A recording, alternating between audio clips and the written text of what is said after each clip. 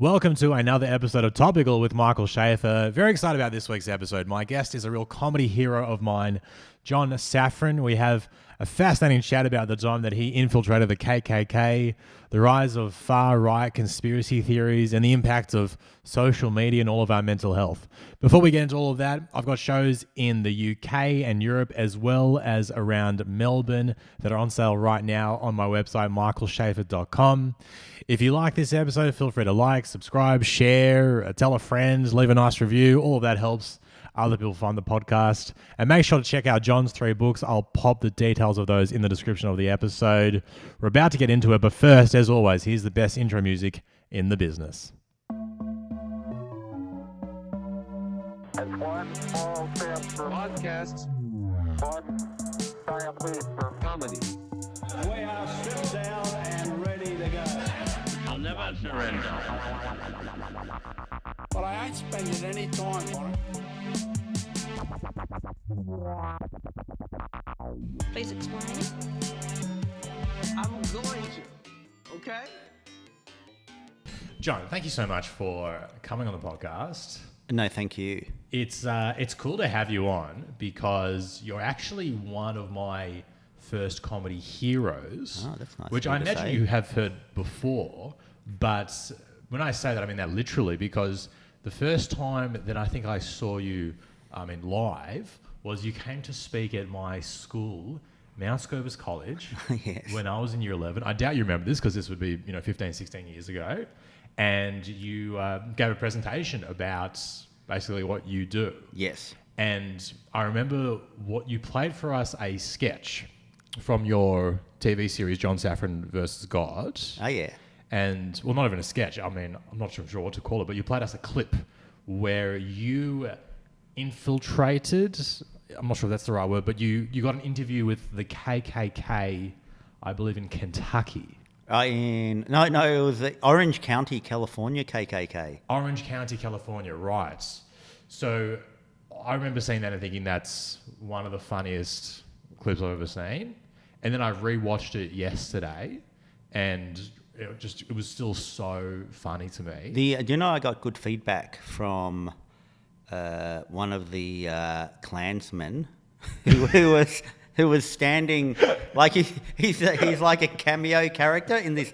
So it's a real thing. It's not a sketch. It's a real thing where I go to visit the KKK, and Yes. then Can I ask how you even just got the visit? Like, how did you just... it was like You called them up? brief producers, and they would have sent. I know they'd organised a KKK group there and also a second one somewhere else because it's expensive flights to America and we couldn't have this thing of we turn up to the first one and the Grand Dragon is bad talent, so or they're not going to let us in or something. He was great talent, by the way, that he Grand was. Dragon, yeah. So I was so excited when I got there because he was in military gear. I mean, Yes. it might have been better if he was in the classic hood and cape, but at least he was in military garb. And then I think they save the hoods for for the fun stuff, Yeah. right? When they're burning crosses and killing people, that's when the hoods come out. If you turned up and they're in the hoods, you'd be like, oh no, this is a trap. but they had all the crazy flags, the swastika flag, and all these others kind of hanging all about. So I was there, sensory overload or whatever. The other thing to put in context is, not that I'm whining, but doing the whole thing about Nazis and the far right. That was doing it back then. There wasn't the revival of the costumed far right that there is Right. now. It's now it's you go to the Guardian and the top 10 stories are, I hung out with the blah blah blah. This was back when I did it. It was as odd.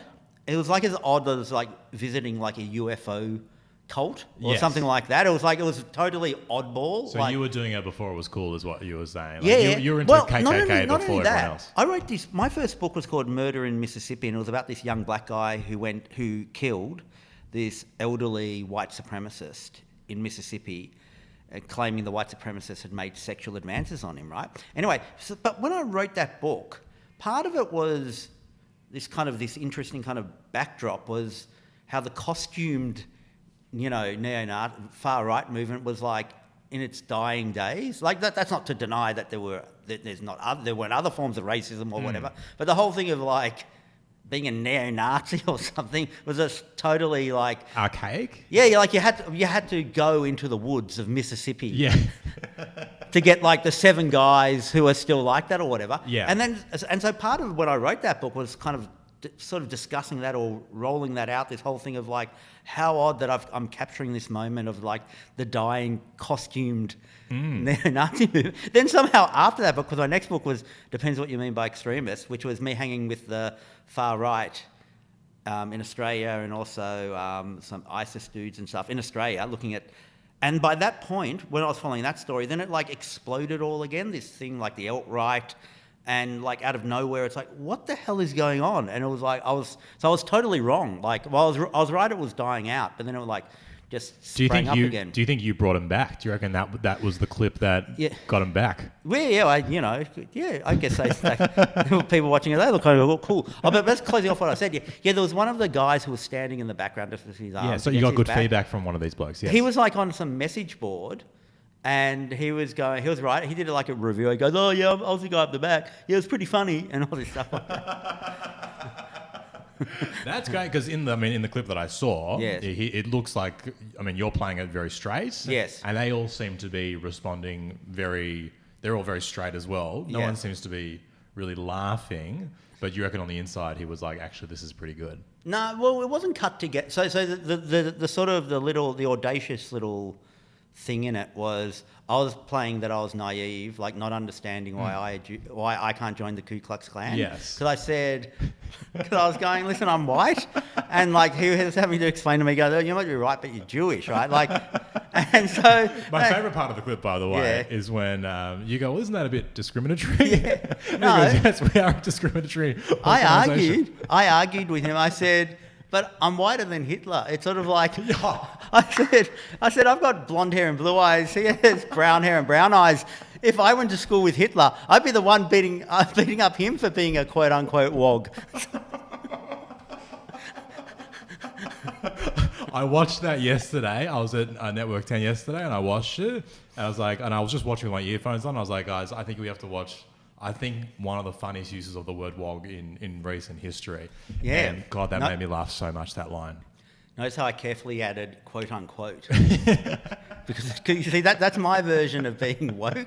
Yeah. It's like, oh, you can't get away with things anymore. So, okay. But I still said the word, but I kind of protected myself by going quote unquote. No, that is clever. You've got to make sure you do that. Yes. So what I find amazing about that clip, firstly, obviously it's very funny, but also there's this idea that comedy is very dangerous at the moment, right? Which I think is kind of a wank. But comedians are always like, we're truth tellers and we're going up there and we're putting ourselves on the line every night, and at any moment you can be taken down by the left or the right or whoever it is you upset. And so there's this kind of like bullshit narrative around comedy being dangerous at the moment. And I just think it's comedians just trying to pump themselves up to make them self-important. But the stuff that you do is like genuinely dangerous. Like you go into a KKK cell and announce that you're Jewish. That's dangerous. And then you go and hang out with these far-right extremists. This is dangerous stuff that you're doing. I find it so impressive. I think I don't think I could ever have the courage to do it. And is there something about the danger? Do you feel in danger when you do any of these stories? Sort of, kind of yes and no. Like mostly it feels like, just say it's 60 speed limit and you're going 75. Like you're not in your head going, oh my God, I'm going to end up a quadriplegic or something. Like you just don't think it's going to happen to you. Right. So, yeah, so I just sort of think in that kind of mentality, like this isn't going to be the time in the Mississippi forest where I'm lynched. Yes. But yeah, like, and it is kind of naive in a way, and often it's much later where I realise, that was, yeah. Like there was one where, a real early thing I did where I was testing out the power of prayer to see whether I could affect the outcome of a footy match, because then it was based on this story in the Melbourne Jewish community that because St Kilda, up until that point, St Kilda had never won a final until the ye olden days or whatever. The basic story was the grand final, when St Kilda finally got in the grand final, was on the same day as Yom Kippur, the holiest day of the Jewish calendar. Yes. And they won. This is 2010? Oh, no, way earlier than that. They could have won in 2010, I'm saying, but this story was way earlier than that. So the argument was that because so many Jews were in synagogue that day praying, that's why St Kilda, a team that was a Jewish... Had a big Jewish following. That's why they won. That's why St Kilda unexpectedly won. You're talking about in 1966 when they won their first flag. Right, okay, gotcha. Because they were in a grand final in 2000, and I think it was 2011 or 2010 they were in a grand final, and they drew with Collingwood the first week, and they went back and had the rematch and got smashed by Collingwood the following week. And neither of those matches were on Yom Kippur. Yes. So do you think that had one of those matches fallen on Yom Kippur? Well, that's what I went to test. Well, is this true that you can affect the outcome of a footy match with the power of prayer? So I picked this. And what did you find? Well, I picked this match. So this would have been in the 1997 I did this or something. And so I just picked a match. I think it was St Kilda versus Port Adelaide or Port Melbourne. I forget exactly. But then I went to Israel, and I was doing all these different Jewish things, rapping on tefillin and kind of adding "Go Saints" to the prayer. Did you go to the Wailing Wall? Yeah. And Did you put a little note in? Yeah. I put in my footy tips. Oh, that's the closest you can get to God, basically, is popping a little note into the Western Wall. And then I did this thing where I think it kind of makes sense. This is where I really was testing, because I was really attracted to the kind of highbrow, lowbrow kind of tension. Yes. And so, and I had this natural aversion to coming across as too lofty or whatever. So I don't. But and this was the first series I'd ever done. So I was still testing out my shtick, exactly what I was doing or whatever. But anyway, so what I decided to do is to do a streak through Jerusalem. Okay. In wearing my St Kilda footy beanie and with saints written on my face and stuff like that. And and what was the religious significance of that? That just shows how it was kind of a version of a prayer, I guess, of going, this is how much I'm trying to affect the outcome of this game. Right. I'm going to do the ultimate footy fan thing of doing the streak. Yes. But I'm going to do it through Jerusalem. Through Jerusalem. And so I did... A famously, stable, relaxed city.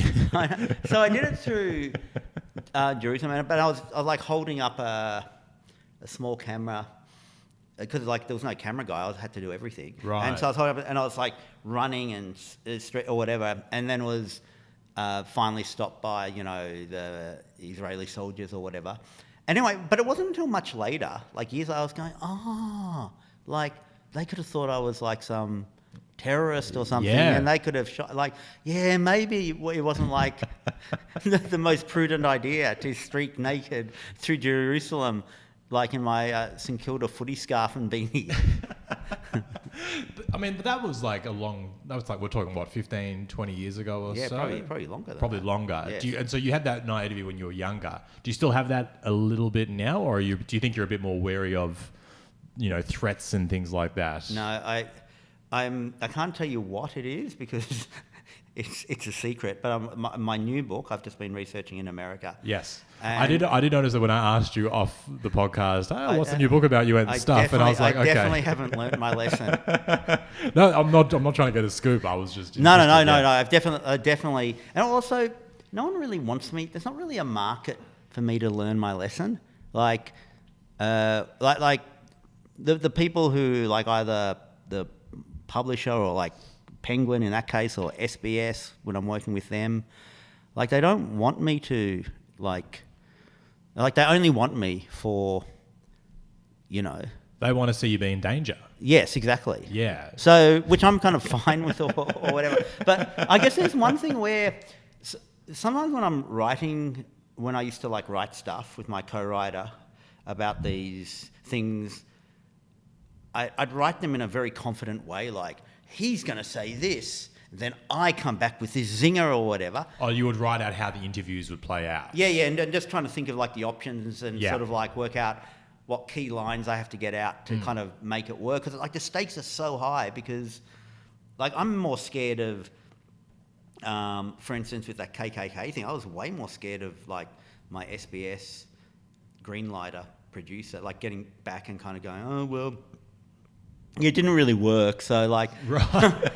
so all that money you spent on this show that you didn't spend on these other shows. Oh, yeah. I was way more scared. That would be brutal if you go to the KKK, say you're Jewish, and then they're like, I just don't think it was that good, so we're not So going to use it. it got really I almost awkward. got lynched by the KKK for this bit. It got actually really quite awkward with the KKK because I just wouldn't leave because I kept on trying to give all these, throw these other lines up and also try out lines a few ways to try. So, and then finally, like one of the crew guys just had to go, oh yeah, I think we've got it all or whatever. So, I was way more scared of that than That's so you're in that shows that's a real insight into the industry, the TV entertainment industry.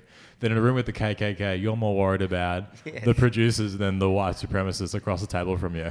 Oh, but it's also like with the books, all right. It's like the only really discussion I have with my friends at Penguin is like they really want to feel out. Like I'm not going to do some. Like it's not like you're not going to make this like you're not going to make this a serious. You know what I mean? Like like it should be serious and substantial, but it's like that's what they're worried about. They're worried that you'll become like a straight reporter or a straight journalist. Yeah, totally. Like well, they're not really, but they make it totally clear to me that, which is good because who wants to goddamn be a straight reporter or whatever? And also I have to be in it. I imagine people could watch some, or especially. Like if you read my book and kind of go, why does John always like make himself in it? You know, like he's always talking about him, whatever. And then it's like, I can't tell you that's the only way I can get things greenlit. There's no market.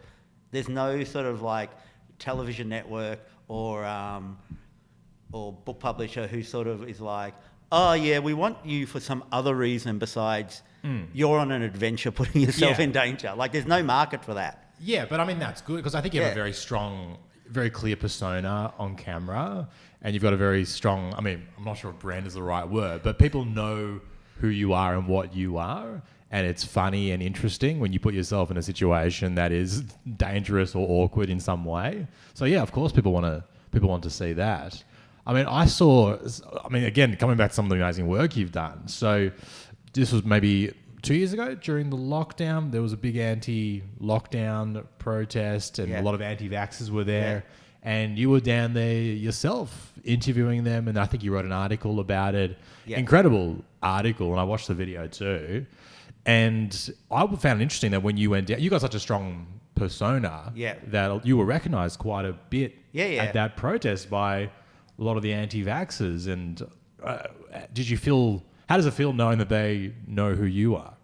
I kind of think it's fine. Like it's fine as long as I can play off it in some way. And often it's kind of cool, especially like in these extremist situations, because it's like they know I'm Jewish, and so that kind of has this real meaning when you're in these spaces. Like when I go down to a rally, if it's like the far right, and they're protesting against Muslims and multiculturalism, but then there's also the left is there as a counter-protest, and also there's Muslims there, Muslim Australians, then the fact that I'm Jewish means something to all of them. Like in a way that if I was almost if I was anything else, it wouldn't have this sort of energy to it. Yes. And also, so therefore when I'm writing, I get to it's a real benefit. I mean, the downside of anti-Semitism. Wait, there's a downside? Yeah, well, for everyone else it's bad, obviously. For every other Jew it's bad. But the glass half full thing is like, it really helps with my work because it's like people, I think if you're not Jewish, you don't get that as soon as you sort of just glide into these spaces that aren't the absolute centre, that aren't the actual norm core centre of the world, like things just get like crazy about, like people just have the most insane views, and it's about Jews. It's not about, even like the anti-vaxxers, and then they'll kind of roll into, was George Soros, is he the guy who's behind this, which rolls into the whole thing of him being Jewish and the pub. Yet last week, I walked by Parliament House and there was some Iranian protest, and They've been there for months. and so I don't see know. them every day when I go into the This city. reflects badly on me, right? Because I was just walking by and I didn't understand the context of this because I didn't know enough about the history of Iran or whatever like that. But but I thought, I'll just go up there, and I can't really. Well, the only downside of writing a book, which I'm doing at the moment, is I can't.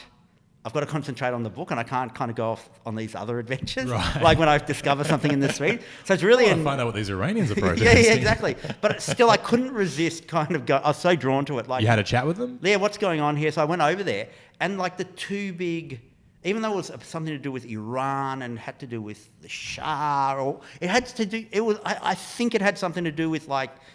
These people against how there was like this Islamic rule or whatever. But whatever. They wanted to reinstate an Islamic ruler from what I saw on their Oh, really? I signs. thought it was like they wanted to reinstate the non-Islamic ruler. Or Oh, who okay. knows? But Sorry. regardless of I what... glanced at it very Oh, I quickly. could have been wrong. I could easily be wrong. But regardless, the two things was they had these two big pictures representing evil. Yeah. And it was George Soros. Oh, they had George Soros? Yeah, like he's Wow. somehow one of the puppet masters. Yeah, And right. then the other one was Henry Kissinger. Because Ah. they didn't like him for his foreign policy. And of course, like, on the one hand, you can kind of dig into it and go, well, no, it's okay to criticise Henry Kissinger. He really did have a bad influence on Iran. So I'm not denying that or whatever, but it's like, it just shows how, like, you can't go anywhere.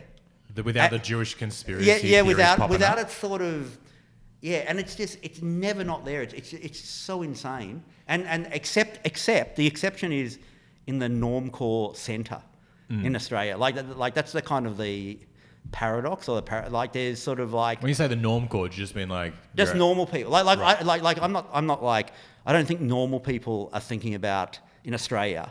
In the centre are like thinking about Jews one way or the other. No, right? that's not really on their mind But at all. you just have to kind of go 3 inches to kind of like the left of... The like, left or the right? Yeah, to the left or the right of either the, so it's like you've got the normal Labour Party and the normal Liberal Party, right?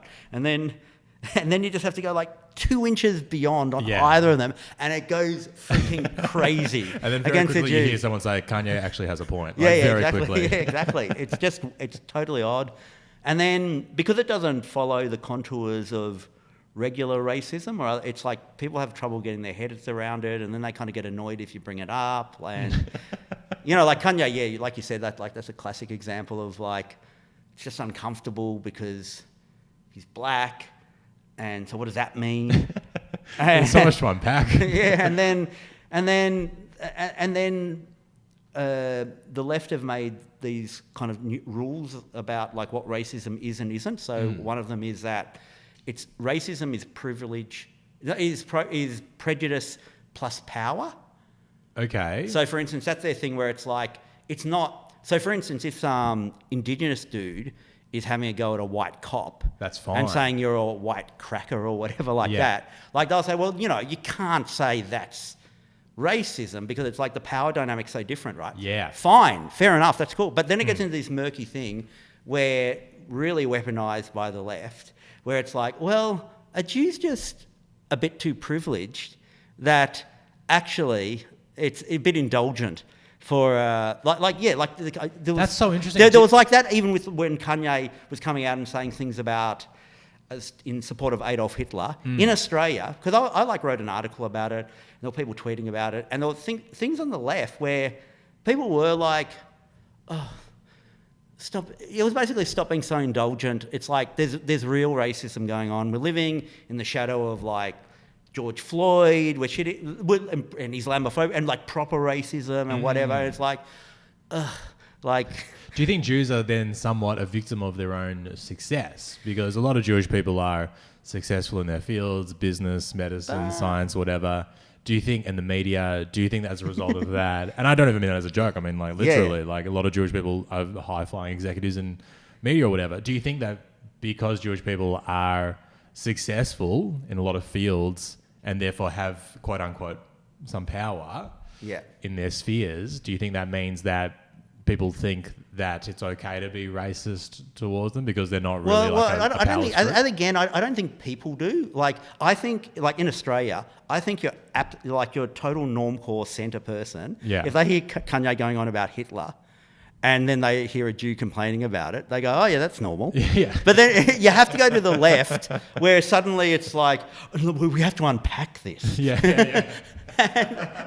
But having said that, The and left do like to I kind of unpack. like don't like this defense in one way, because I think it's really cool that Jews are successful, so I'm not apologising for that. But having said that, because I coming up in God, I should get the date right, but coming up in July, mid-July, I've got a episode of an SBS series.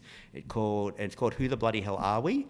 And it's looking at the sort of the history of different novelty minorities in Australia. Mm-hmm. So there's Adam Lau, who sprung to fame on MasterChef. He's doing the history of Yes. Chinese Australians. Right. And then Cal Wilson, the comedian, she's doing history of New Zealanders in Australia. Uh-huh. And I'm doing Jew Week. Anyway, so part of the research to It's like that... Shark Week and then Jew Week. So part of the research into that is like, if you look at like below the poverty line in Australia, is roughly the same amount of Jewish Australians live below the poverty line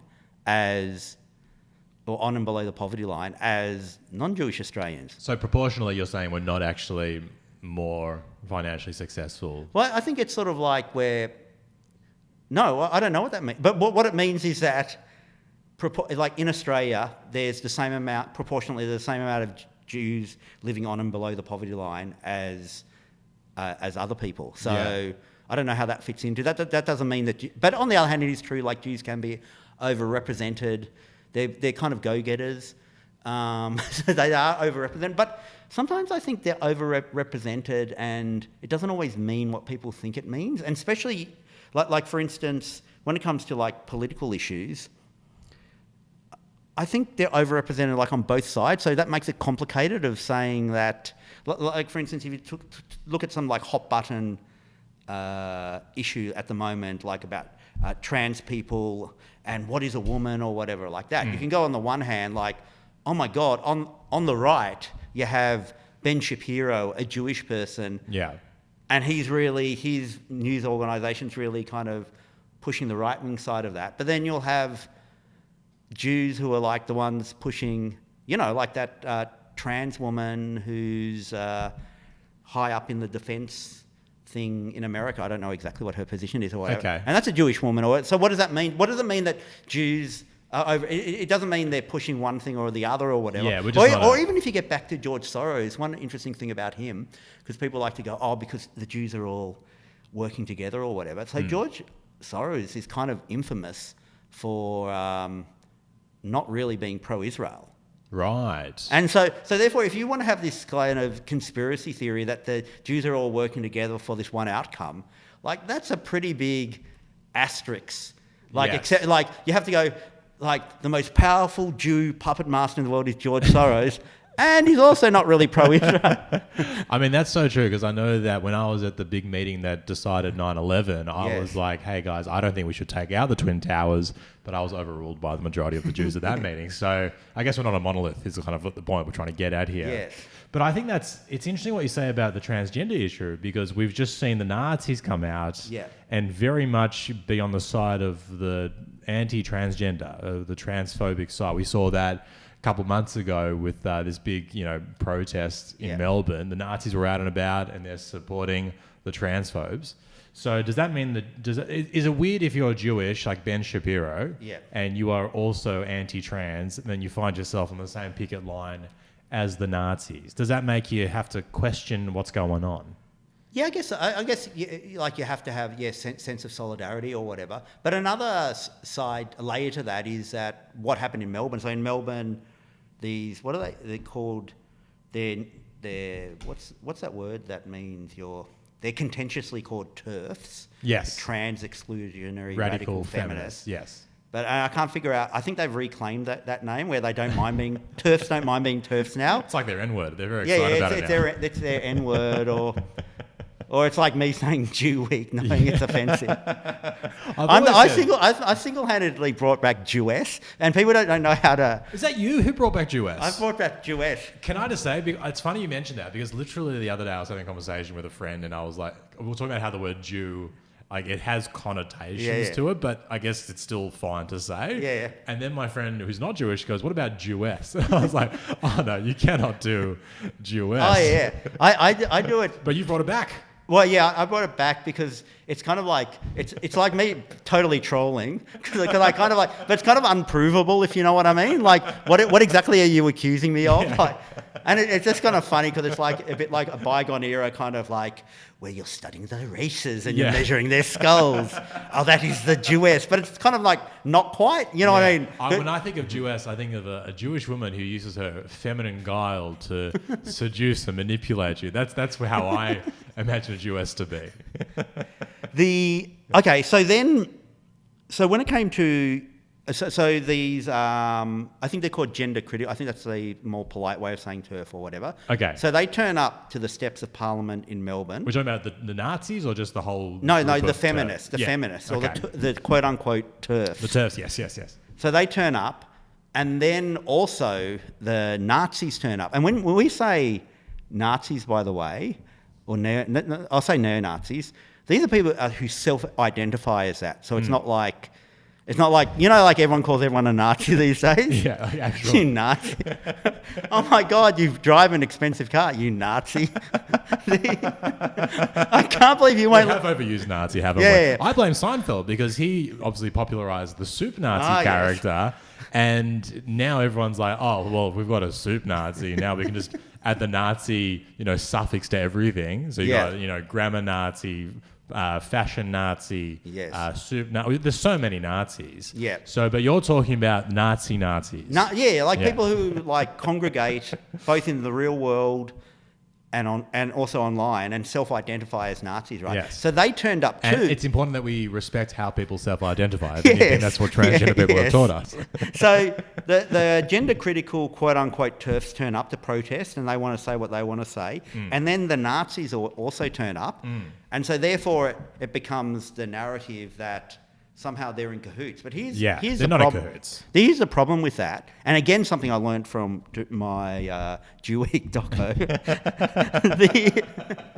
Jew-Week sounds like a program that the Nazis would make, though.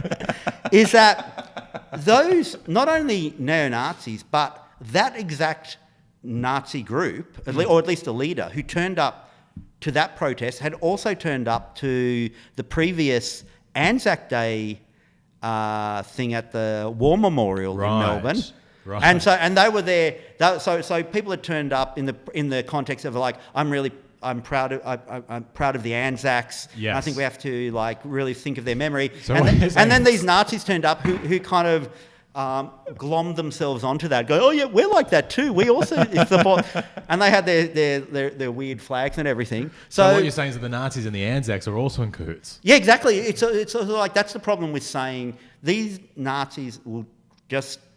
They're out for attention, and they'll kind of glom themselves onto all sorts of different things. It's kind of a bit unfair to kind of go, oh, that means that the gender critical quote unquote TERFs are like somehow in cahoots with the Nazis because these Nazis, and also I've written my book Depends What You Mean by Extremists, where I was hanging out with these groups. They will glom onto anything, like where well, they jumped onto the anti-vax thing. Yeah, totally. quick. Yeah, exactly. And why do you think they jumped? Well, because I find it fascinating about these extremist groups. Yeah. Just how, if you look at all of their beliefs, how these very disparate beliefs that shouldn't be connected do get connected. Like, why is it that if you're anti-vax, you're also anti-trans? Like, I don't know. Those two things shouldn't be connected, but they seem to be ideologically connected in some way. Because a third party will come on in and they will say, for whatever their motive is, and we'll say, they'll look at the, Pfizer is behind the vax, and also Pfizer is behind these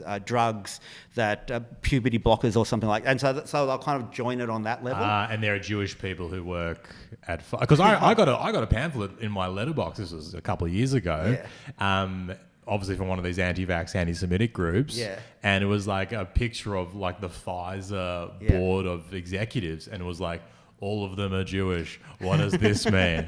And I'm like, I think it just means that Jews are good at medicine. Like, I think that's all it means. But yeah, so I guess And you definitely want to do your due diligence on whether this photocopied pamphlet that you got in your mailbox, where it's like all out of, where the font's all weird, just do your due diligence. Is it actually true what's being stated on this?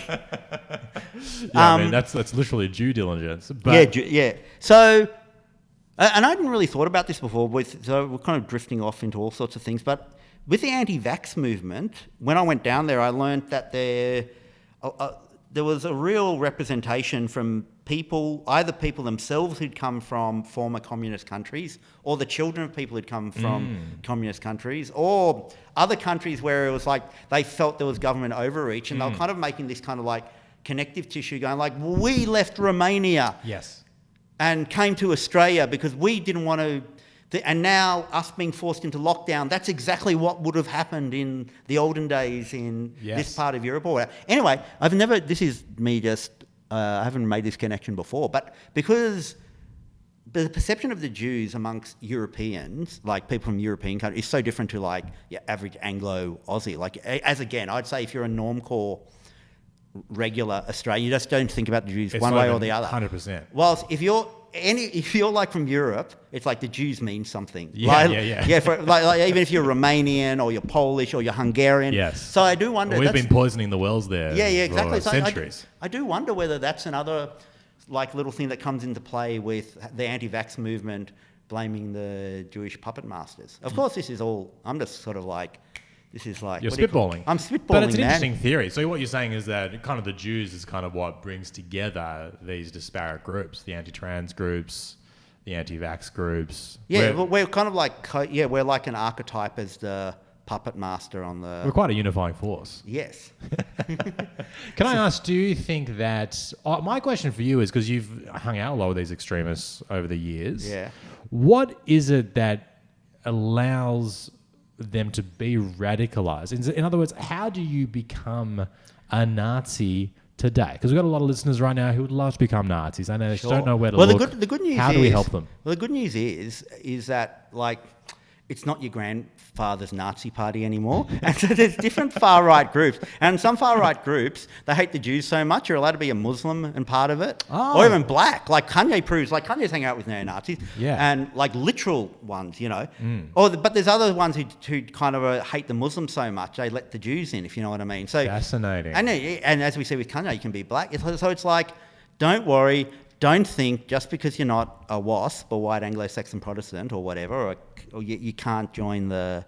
No, there's something for you out there. But, okay, so there's so many reasons why people are attracted to that. And is it just people get stuck into a YouTube, wormhole or an algorithm on their social media pages? Is that how it happens? Yeah, I think people kind of want meaning in their lives. So I think in the context of Australia, the fact that we've sort of abandoned like going to church every Sunday, and when was the last time you turned up to synagogue, young man? But it's sort of like people want meaning, and the whole has to be filled with something. So I think when people are whining about how Australians are internationalism because they're always looking at the Anzacs and kind of glorifying them or whatever like that, it's it's just people want meaning, and why wouldn't they? I mean, and then you just have to know how to, if you're kind of smart and realise you're part of society, you have to know how to moderate what what you find meaningful about your roots or whatever, and so you've got to somehow is be the able. narrative that these people who join these groups are just like disaffected youths. Is that narrative? Do you think that narrative is correct? Yeah, I think it's I think it's an attraction to... Okay, so I think the leadership is different to the people who are the underlings, right? Yeah. So I think when it comes to the leadership of these groups, one element to it, one layer to it is that young men want to be, they want status. Mm-hmm. And so if you're like in your mid-20s and you've just ended up where you don't have a job that is people are going to give you status, whether that's being a successful carpenter or whether it's like being a lawyer or whatever like that. So you're not getting it from that and not getting it from anything else. You can kind of get a shortcut to having status by forming a little grouplet, a little neo-Nazi grouplet, and you suddenly become a king in a very shortcut way of like a little group, and you're looked up as to by that little group. So I think that's one aspect.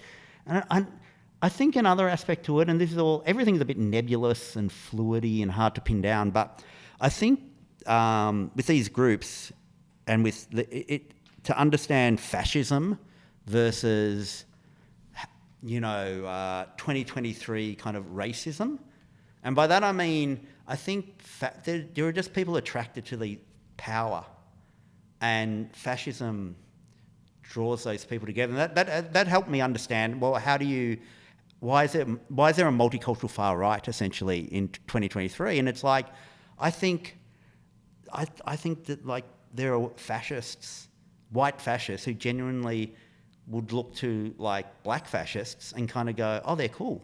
Yeah. Because they're sort of like, because it's about power and more than it is about this sort of like the more kind of normie way of looking at racism. I mean, like that just explains why like Kanye versus why he gets on with neo-Nazis. It's like they both put themselves out there as going, what's important to me is power, and you can just get along and you can put aside skin colour.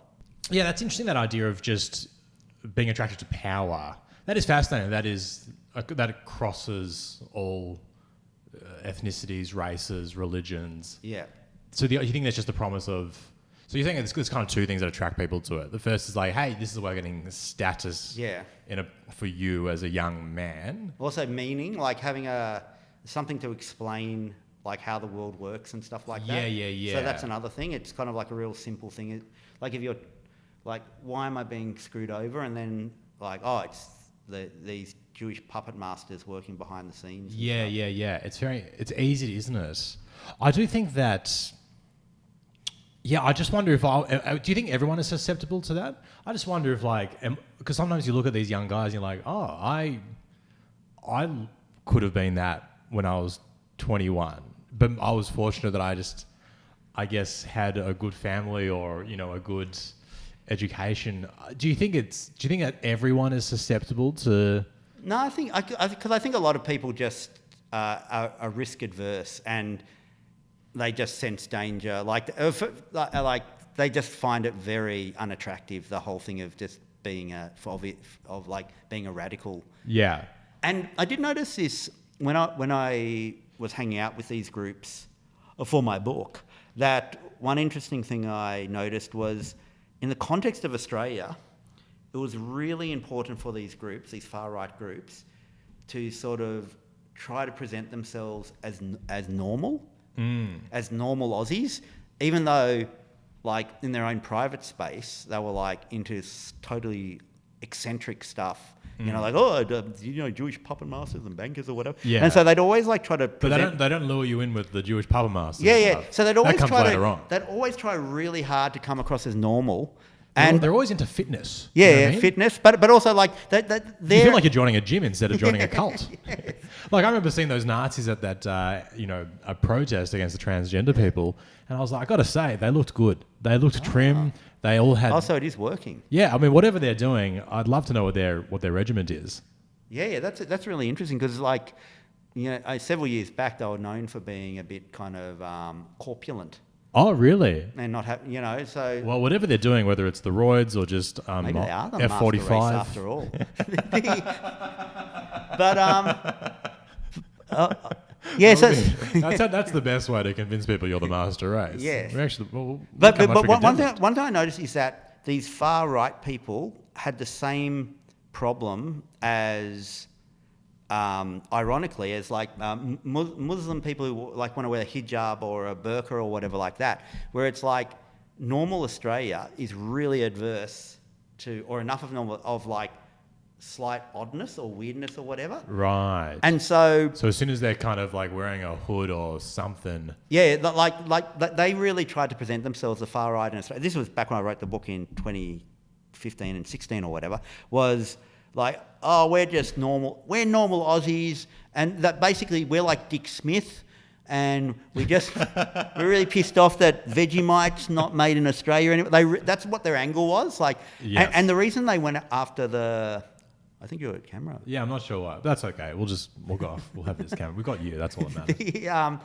And the reason that they used Muslims as their what do you call it, lightning rod, is because at the time, like on fairly mainstream shows, like whatever Channel 7's current affairs show was, like they'd have stories about the halal certification. Yes. And then, of course, there was terrorist attacks in Melbourne, which is like, obviously, it's fair enough to talk about that or whatever. So they really, they focused on Muslims back then because it was a thing that you could kind of massage into. I'm just a normal person who's concerned about this normal thing. Right. And so that's why they'd never go, oh, the Jews control the banks, because then you just reveal that you're a lunatic. Yes. And I think that's why they sort of jumped off the Muslims. Like the far right, it's so weird how they'll just kind of like they'll jump off the Muslims and then kind of go to the anti-vax movement or whatever. Right, because like Islamophobia was like a normal thing to be worried about for a period. Yeah, and then it became weird. I think. And then the vaccine became like a normal thing to worry about for a period. Yeah, and I think actually the Christchurch massacre in New Zealand, like, really, they had to change tactics. These far right, because suddenly it became like, oh no, like it's weird.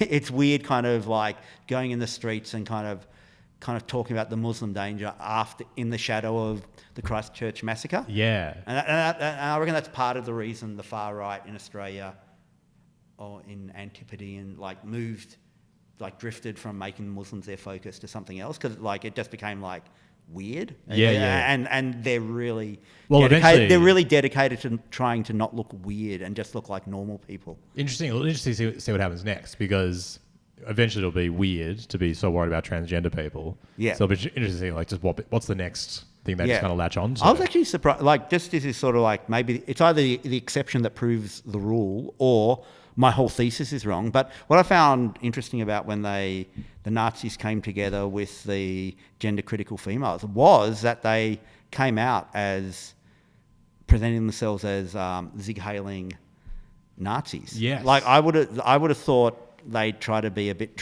trollier and a bit more disingenuous about it all. Yes. And just pretend to be concerned Australians about... Yes. Yeah, or kind of hurts the cause a bit, doesn't it, Yeah. when they come out and do this, because no one likes that. Yeah. You wait till people are on board first before Yeah, you no. start whipping out the white supremacist So this side. they So might it's- not be the master race, because they should have thought that through. Yeah. And also because there's such a... If you've got... there would have been such a way to kind of massage your thing as, oh, we're just normal Australians concerned about how the kids are being treated at schools or whatever. Yeah, and we're just doing our shoulder exercises at the moment. But probably most of them don't have kids, then, so they probably haven't really thought this through. Like, No. yeah. Do you? And that kind of raised the next thing I wanted to ask you about was, so in Victoria, the public display of the swastika has been banned, and now they're looking to ban doing the Nazi salute as well. Yes. Do you have an opinion on that? Do you think it's the right decision to start banning hate symbols? And Well, there's kind of like two ways to look at it from my perspective. One is like what me personally, like in my kind of utopian world, how it would operate. And then it's like, man, I live in a society and I've got to listen to the opinions of others, and maybe I don't always know all the angles or whatever like that. Because I'm like some old school, like, you know, free speech guy. And so I just kind of think, you know, it's just too complicated to start, like where do you start drawing lines about what's in and what's out? you think it becomes arbitrary? Yeah, and I think it becomes, I mean, like to give you one sort of unintended consequences is like, just this week, the Greens are trying to present aspects of like the Jewish, you know, the Zionist things as like totally unacceptable. Like the Greens are saying, no, Australian government ministers shouldn't meet, and they kind of talk about the right-wing Zionist leaders or whatever like that. And so then it becomes like, well, you know, just say that kind of picks up a bit of thing, and it's like, Do you ban the Israeli flag next? yeah, totally. Like that's just one example of like 1,000 examples, but that comes to mind of like drawing the line. But it's really hard for me to get my head around censorship now compared to when I was in uni. Because when I was in uni, it's like I mean, technically speaking, there was probably the internet, but it wasn't like it is now and stuff like that. So you could actually ban things. It was just like a different context. It was like easier for me to kind of go, well, who cares if there's like, if in reality allowing Holocaust denial material, in reality, it's like there's going to be 10 guys at a freaking pub in wherever. Yeah. Like, I can deal with that. Like fine. Like, why not let them do what they want? And like, why not be a fierce free speech protector? And I just wonder what it means now that everything goes everywhere because of the internet. Like, how does that change things? Like, and I don't know. I don't have an answer yet to that. So what you're saying is that because the internet now exists and social media now exists, that it's easier to disseminate awful things. And so back in the day, you kind of didn't have to have so many rules around censorship, because even if you had a lunatic Nazi yelling about it on the street, the only people who heard would be the passers-by on the street. And so therefore, the new world, the new backdrop really challenges how I thought about things back when I was back when I was in uni. And also the other thing is, I kind of do think what's good for the goose is good for the gander. So sometimes if we're going to have this stepping on eggshells thing where it's like, well, you can't be offensive to this group or that group, and we've got to really it's like, I'm like, okay, if that's the rule of society now, Jews should be included in that. But that's very different from me saying, like, oh, I think, because if that wasn't the rules, if we're going through some, like, the 90s, the edgelord 90s, if it was the edgelord 90s where everyone wasn't, like, so thing, I just would go, I don't know, whatever, walk down the street with your swastika, blah, blah, blah, blah. Yeah. But because it's like, I live in a society where society has decided we have to be very gentle and I kind of go, well, I'm not suicidal. Like, I'm not going, like, it's like, fine, if that's the rule, Jews should be included in that, and as Jews should be included in that, ban the swastika and the thing, or possibly, whatever. So I haven't got my mind made up about it yet. I obviously understand where it comes from, because I mean, it's so upsetting to see a swastika out and about, or someone doing the Heil Hitler. But I also think that one good thing that Nazis can do is they can identify as Nazis openly. Yep. And letting them have the swastika, letting them have the salute, I think makes it easier for them to identify, so that we know who to punch when the time comes. So I think there's also that, because you're still going to have Nazis and insane extremists, even if you ban the symbol. They'll just make a new symbol or a new way to kind of communicate with each other. But that goes to the nth degree. That's what's really interesting and not discussed enough, is how when you start to police language, you just work your way around it. So, like, for instance, Nick Fuentes, who's a prominent far-right dude, and he's in cohorts with Kanye West. Yeah, he's the Holocaust denier guy. Yeah, he will give a little editorial where he says the most pro-Jewish stuff, but everyone knows, like, that's the joke, that's the troll. Yes. So he'll say, oh, I just find it so offensive that there's people out there who question whether 6 million Jews died in the Holocaust. I find that offensive. I mean, why would you think that? So it's like, that's how much you can't control, how hard it is to kind of like police ideas and police language, because you can literally, as Nick Fuentes proves there, you can just literally say the right thing and disseminate the wrong thing with the same tongue at the same time. Yeah, I think that's why I think like the ban on the swastika and all this kind of stuff, I think maybe it comes from a good place, but I also think that it's kind of more, ironically, more symbolic than actually practical, because I don't think that genuinely stops people from becoming Nazis. I understand though, if you're a Holocaust survivor and you see a swastika on the street, you're going to be upset. I think with the thing with the swastika and with Nazis, I really feel like it's important to say this. I think people who want to ban it are being really sincere and coming from a good place. I don't think there are a-holes And because I've seen politicians talk, even politicians who are like, screw politicians. I think they genuinely, especially non-Jewish politicians, obviously Jewish, but I think they're like coming from totally a good place, and they are genuinely upset by the swastika because of Australian history, was fighting the Nazis. But not only that, they know history. I find it really difficult to kind of start a fight with a non-Jewish person who's like obviously is concerned about whether Jews are being treated badly, and like I'm going to come out there and kind of go, and like you're going to pay a social price for standing up for the Jews. And also it's hard to oppose the ban. And also I kind of need the swastika, and I kind of like, even though maybe the ban I don't like, I do like non-Jewish people like expressing that they feel solidarity with Jewish people. And so it happens to be going through the machination of ban the swastika or the Zig Heil. We had the Kardashians coming out and supporting the Jews. So when Kanye lost his mind, Kim Kardashian and then Khloe Kardashian, they all came out, they posted a black tile. And I think it was the same black tile they posted during BLM, but this time it had the words, I support my Jewish friends. So I guess that's nice. It's nice to know that the Kardashians are Again, I think it is this thing of like the context of the world where it's like, well, yeah, exactly. It's like, well, if you're going to put a black tile up for Black Lives Matter, if you're going to show solidarity to all these other things, it's like, well, if something happens to the Jews, like, yeah, do what you do for the other things to with Jewish stuff. So yeah, and I do feel like I don't know. I'm just like everyone else where I live in a silo, and so therefore I soak up like on online things that really annoy me. And so I soak up. You are quite active on Twitter, and is that kind of where you think you absorb? I'm not active on Twitter at all. No, I've decided it's sort of not in my. There's something. Maybe Twitter now because it's hectic because of Elon Musk. But like it used to be just so freaking annoying, and like there's just not space for someone like me on Twitter because it's like my comedy is based on sort of saying ambiguous stuff where by the tone of my voice and what you know about me.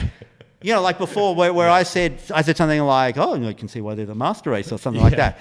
Like that doesn't work on like things that are actually. Well, I'm going to clip that up and post it on Twitter. Yeah, that's fine. But like things that are genuinely warm and the funniest stuff and useful stuff to be expressing in a comedic form that really helps society. Somehow in the context of Twitter, it's like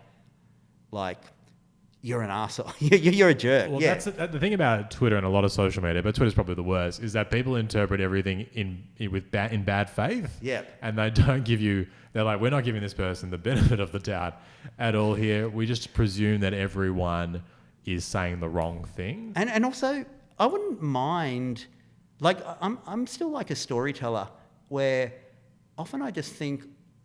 I just have a bad vibe when something's like not a good story or not funny. Like I just feel like uncomfortable. So like the thing with Twitter that I find uncomfortable about everyone taking everything literally is it's not funny. And so I just...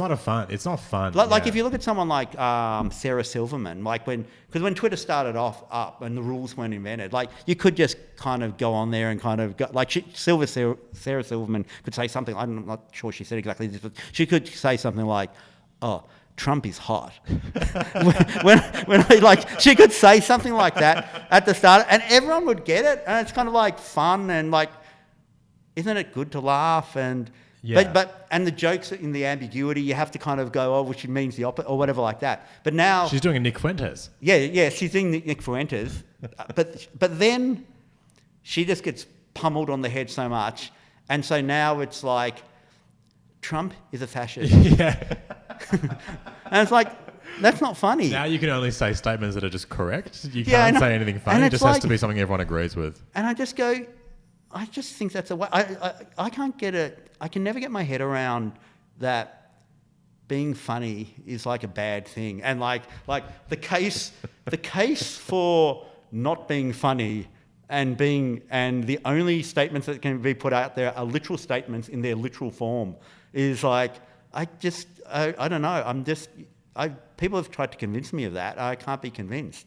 Yeah, I mean, it's a shame but that's the problem when you're doing social media Yeah. because you're just reading words Yeah. out of context. Yeah. Of course that's gonna happen. That's why it's the worst place for actual debate. It's become the place for debate, and it's the worst possible platform for debate because it's But like I'm saying, really hoping that Elon Musk, and there's been like things where it seems like Twitter, it really might turn into a cesspool, but I think that's really good. I think it's not, I think like Twitter has to in some way go the way of MySpace or whatever, like just become...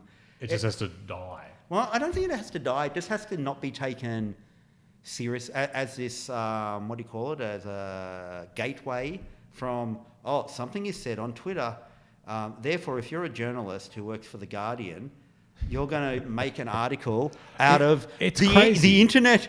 The internet is outraged over Kim Kardashian's statement of And this. it's 3 tweets. Yeah, exactly. From people with 3 followers. Yes, exactly. So that's what has to go away. I don't think what has to go away is like lunatics on Twitter saying insane stuff, whatever it is. That's cool.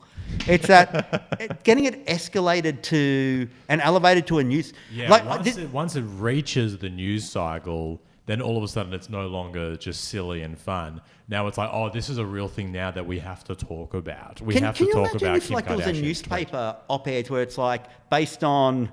I was on the tram this morning, and anyway, these two guys were talking, and they said this like really ridiculous thing about this or that. Like that could be interesting in so much as you're telling the story of two guys on a tram, but that's not what happens. What happens is the two guys on a tram saying something stupid is represented as like there's this thing out there. Yeah. The tram is talking about. They've broken the tram. It's so true because before Twitter, the equivalent would just be you hear someone yelling something on the street, and you go, "Oh my god, is that representative of the population's views on this?" It's so true. I mean, I think it's very Well, that's just the media trying to get clicks. That's just the game now. They all know that that's the thing about I think. No, they believe it after a while. That's what you think they believe it. Do you know it? You think the journalists who do that believe that what they're doing is like helping public debate and discourse? Well, I'm just so confused about I guess like a lot of people, I'm confused like what's the real world and what's online. And obviously there's this overlap. But then like for instance, when people used to like say all this kind of like really annoying like, I'm against murder and I don't care if I lose followers by saying like when they used to like say something like that. That's really brave. That's really brave. To come out against murder. Because there's lots of murderers out there who would be upset by that. But I used to think when people used to do stuff like that, it's like, they don't really think it. They're just trying to get likes or whatever, right? Which is bad enough as it is. But then you start realizing, no, people do really think these... Or they convince themselves they mean all this stuff, and that makes it even like I can't believe I live in the world. I'm not against murder. I think sometimes it's fine. Then I was on the. I'm just saying we need more nuance around the murder debate. Somehow, I was on what's the name of your fellow podcaster? I was on his podcast. Michael Kahan, perhaps? No. He's a popular. I'm in big trouble for not having his name top of hand. Anyway, when I was talking about something, and then somehow the next day, because of him, I don't know what, the journalist must like watch his video podcast. Like I was on this Daily Mail article. You got Daily Mails? I got Daily Mail. So anyway, so what I'm saying is, the Daily Mail might sort of like, twist this to like, I've come out pro-murder. You're pro-murder. Pro-murder. John Safran is pro-murder. No, the headline will be, John Safran endorses a despicable, heinous act. Click on the article to find out what it is. And then it'll be buried like 12 paragraphs in. John Safran made a joke about being pro-murder. And everyone's like, Arr. The last time Daily Mail did me was when Father Bob Maguire, my friend and also a very popular priest in Melbourne. Great man. I did a couple of gigs with him years ago, yeah. And so they took my eulogy and they made it a headline. Right. John Safran reveals small. John Safran reveals what Father Bob was, big word, really like. I'm like, The implication being he was Yeah, like just he was an absolute piece of like, shit father. the hit job, the And Daily you're- Mail and hit you're job on doing a Father. eulogy. In your eulogy, you decided to take that as your moment to Yeah. to shit on Father Bob. Yeah, like, and then of course, you get to the article, and like they can't even draw together anything where I'm like ragging on, but it didn't matter. They got the headline. They got the headline. They got the clicks. Really, like. But But that's my point. Like, so my view is that if Yeah. you're that journalist writing for the Daily Mail, you know that what you're doing is bullshit. Yeah, probably. Is your claim though that they don't? I think in the case of there we're kind of looking at more like tabloidy kind of Right. old school tabloid working into the new world of the media. So they might, they might be aware of it or just not care. But it's more like if people are, dare I say the term, signalling their virtuousness. Like that's where... I think there's like some expressions you can't... I was actually talking to someone, or they told me this the other day, where there's some expressions you can't say because they're just used so often that it's almost like they're depleted of meaning, and as soon as you say it, it just means nothing. So, Yes. And I think the more snappy way of saying signalling virtuousness is one of those expressions, which is why I tried to figure out a way around it. Yes. Like, I think they... Because I don't believe- think, can I just say, this is a kind of a bit of a tangent, but I don't think signaling virtue is a bad thing. I think it's, if you have a virtue, Yes. I think it's great to signal to others that you possess that virtue, Yes. and to thus encourage them to also possess that virtue. Yeah, But yeah. for some reason, signaling virtues now has really negative connotations, Yeah, and I good. think we should all be signaling virtues constantly. Yeah, but it's got negative connotations because like too many people did signal virtuousness for ways that you're highly suspicious of Yes. how genuine they are. Yeah. And also, I think the other thing that's just a bit sad about online, and for some reason I've really got in for Twitter. Like, I don't know why, because I don't have it in. I'm not like, what's that person taking a photo of their new Tesla on Instagram? Screw them. I can't believe that woman's showing off her new... Instagram is her for new- narcissists, Yeah. and Twitter is for psychopaths. Yes, probably. So then, so when you don't go on Twitter like for a month or whatever, because it's like you got work to do or you're just not caring, and then you go back on it for like a few hours, it's like you can't believe it. It's like a lunatic asylum of like people are just unhinged, and you really get to see like these people writing these things where they think everyone's reading their things, and you can see they've gone through this whole emotional roller coaster ride in their thread of tweets of things, and it's like you do understand that like pretty much everyone except for like a very narrow group of people in your silo, they've just been off living their lives, and Yeah. this isn't like this great moment like man landed on the moon or like Kennedy got assassinated or Kathy Freeman won the gold medal. That's not what you're doing here on Twitter. For some reason you think that's happening and it's not. Yeah. But also, Has it just made us all mentally unwell, do you think? yeah, I think so. Like Twitter and just social media. I think everyone now just has mental illness. It's but really- it's become so prevalent that it's not considered illness anymore. It's just considered this is just the way that humans now behave. I think it's really made me, probably in a bad way, because people go, John, you can't draw conclusions about people the human race based on social media.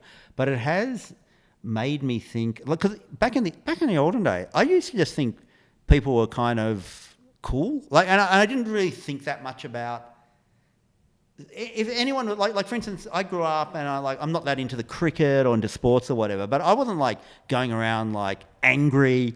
I was like, oh no, sports is probably good. I'm just not into it or whatever. Or like, or music or something. If there was like, I don't know, whatever, like boy bands or something. I wasn't like bitter and twisted. I was like, oh no, I don't think about it or whatever. But people should have their own thing, and it's probably good or whatever. But because of like, you just see how people from all walks of life are freaking deluded, narcissistic sociopaths on social media. It's really made me think, oh, maybe I was wrong about humankind. Maybe people are just awful. To help you maybe have a bit more hope for humanity, Yes. I might just say this, that the narcissists and the insane psychopaths are like promoted on that platform. Oh, okay. Because I mean, this is my theory: is that Yeah. like the more extreme and insane that your opinion is, Yeah. the more it's promoted on the platform, because the more engagement it will get from people who agree and disagree. Yeah. And so as a result, you just get a disproportionate amount of insanity on your feed that Yeah. doesn't necessarily reflect what the vast majority of people are like. Yeah, you're probably right. The thing that makes me really sad, even sadder than Twitter on social media, is when, like on Instagram, it's probably on TikTok too or whatever, where you have parents doing something nice for their kids, but for content. Yeah. And then it just, I go into existential dread thinking of like, hang on, so that wouldn't have happened? Unless, like, Yeah. the thing that really depressed me was that, so there was a camera, phone or whatever set up to, it was like, it's performance night or whatever with us and the kids or whatever. And the parents kind of came out and they were dressed as dinosaurs and they were performing in front of the kids doing a little dinosaur dance or whatever, which obviously is like really great. Beautiful. If it was but it's like, I was just watching that going, hang on, so there would have been no dinosaur dance if you weren't filming it to then upload to say, like, what is that? For some reason, I find that devastating. Yeah. Like, and imagine being a kid and It makes you wonder how good your parents were. Because know. if your parents ever did something for you that was nice in the past, Yeah. it's because they loved you and not because they wanted to get likes on Instagram. totally, like my dad for sure. My dad, when I was really little, he made this pin the tail on the aardvark for this kids party thing where you like drew this aardvark or whatever. Beautiful. And That this- would get 7 million yeah, views this right would now have on been TikTok. like the 80s or something. Oh. And so that no, I'm not even sure there's a photograph of it, right? Oh my gosh. And so So you're sure it happened because yes. But it's like, would they have dressed up as dinosaurs and danced for their kids? So does that mean that social media has made parents better at parenting? Because now not only do you get the validation from your children, but you also get the validation from strangers for, you know, dressing up as a dinosaur. So maybe it's helped parents, given more incentive to love their children. Yeah, hopefully. I remember there was this infomercial that, in fact, my friend directed, and it was some sort of either Australian sports star or former Australian sports star, and they were talking about this milk that they have, whatever, Rev or something, and then it was like, oh, I make banana smoothies with Rev after school, and her kids in it, right? And I was talking about this banana smoothie, and I used to watch that ad when I was younger. I was just going, but just say she doesn't, and that kid knows that she doesn't. So how's this having an effect on the kid's mind? Because for sure she didn't. There's no way the chain of events was brand power found out that this sportswoman was making banana smoothies with Rev, Yes. and then it's like, oh, hang on, let's do an infomercial about that. It wasn't that at all. So you're It's saying like, this child is being forced yeah, it's like fed. Rev, their ad agency was like, hey, we need a notable figure. And they would have read all the reports about who were likable figures. It's like, and then they would have approached the sportswoman, and then they would have made up this story that, like, oh, can you do a thing about the Rev smoothie? And she goes, yeah, sure, or whatever. But then that's all fine. I'm not against that. But then it's like, if that wasn't explained to the kid, like, now the kid's like complicit in this confusing lie, seeing her mother lie for money.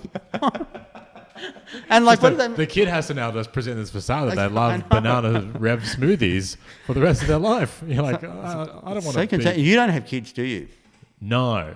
You don't have children either. No. Maybe I'd see this all differently. There must be like my friends listening who are like, John, yeah, you don't have kids. I promise you, John, when you have kids, there's actually a few issues that are like weighing more heavily on your mind than whether you're lying about making a Rev smoothie. Like, I love that. That's the most cancelable opinion you've had on the podcast so much. John, thanks so much for coming on the podcast. Like, it's really been great chatting with you. I was going to plug what you've got in the works and what's coming out and what people are going to enjoy, but I guess I'll let you plug the 3 books that you've got that are still on the shelves. So my last book, which was shortlisted. Puff Piece. If shortlisted for the Prime Minister's Literary Award. Wow, way. So that's pretty good. I got like a Which little Prime medal. Minister? Yeah, Albanese. Ah, well, the good one. And you get a certificate and you get a little like a medallion as well. Like I'm going to... You got a medallion? Yeah, I'm going to get a ribbon attached to it and march on Anzac Day. With the Anzacs and the neo-Nazis. And the Nazis will be, Yeah. is that John Safran? I'm not sure shortlist. Like maybe if he won the Prime Minister's Literary Award, but if you just get shortlisted, you don't get to like stick a ribbon to your little medallion and march on Anzac Day. Anyway, so that was that one, and that's about vape, like Philip Morris, the big tobacco company, getting into vaping. Then the one before that was Depends What You Mean by Extremists, which was Australian alt-right. And then the one before that was Murder in Mississippi, true crime. And I'm working on my next book, which I'm a bit... no, I can't say I'm late with it, just in case someone from Penguin's listening. But I can say that... Scoop, this is exciting. When does this air? This will probably come out within a few days, I would have thought. Oh, okay, yeah, sure. I think it's kind of a bit... but like, how can I not mention it? But I feel like I'm going to get in trouble. Like, I don't want you to get in trouble. I just want the Daily Mail to have a headline to write. No, but it's John out. Safran reveals. No, but it's not true. They've put it out there. They've put it out there in a form, so it's not like a secret. So yeah, that show I was talking about before. I talked about that on air or not?